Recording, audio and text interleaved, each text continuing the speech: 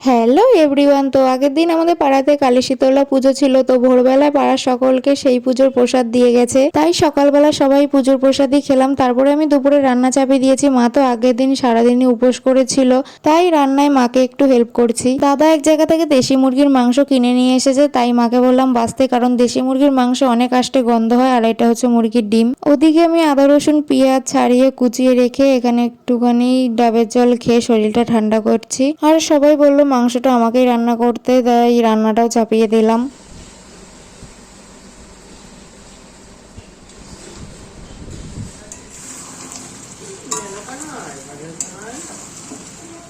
মাংস কষানোর পর আমার প্রথম ডিউটি হচ্ছে কষা মাংস খাওয়া, আর মা এদিকে লাউ কাটছে।